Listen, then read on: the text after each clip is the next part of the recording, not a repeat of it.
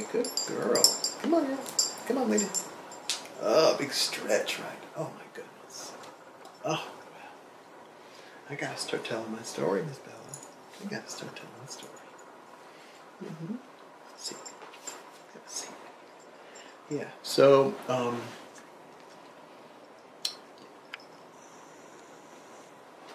about 2008, I think I probably started getting my first symptoms. I was driving to my church job, listening to a favorite CD of Christmas music, and suddenly the instruments were out of tune with each other, and they hadn't been out of tune before.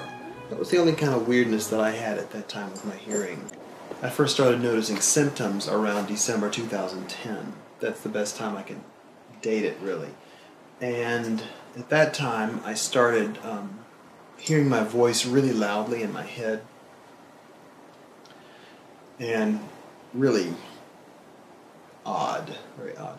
And at that time, I just thought it was a cold or something, so I figured it would go away, but it didn't. So I sought help from my local doctor, and he sent me to the local ENT. We live in a small town, and the guy was not helpful. He didn't seem to have any particularly interest in it, and he wasn't able to diagnose anything. He sent me to his audiologist, normal hearing, and so nothing, useless. So I waited for a while, and then I went back to my GP, and he said he would, or I asked him, would he hook me up with a doctor at Emory. The doctor got a clue that this is what I had because I described that my eyes would rotate slightly or my vision would go blurry when I hear loud sounds. It also happens sometimes when I'm making that sound, and that's called nystagmus.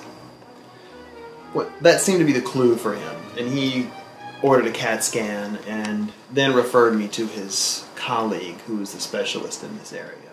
And when I went to see him, he said, yes, this is what you have. Superior canal dehiscence. And that means the bone that is between the inner ear and the brain didn't develop thick enough in my case. It only happens in about 2% of the population. And so it's worn down. And there's this extra hole into the brain from my inner ear. And that's why I hear myself.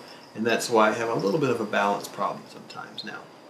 I'm scheduled to have my operation on August 14th, 2012 at Emory Midtown Hospital in Atlanta. Dr. Douglas Maddox will do the surgery, and he's the chair of otolaryngology at Emory University.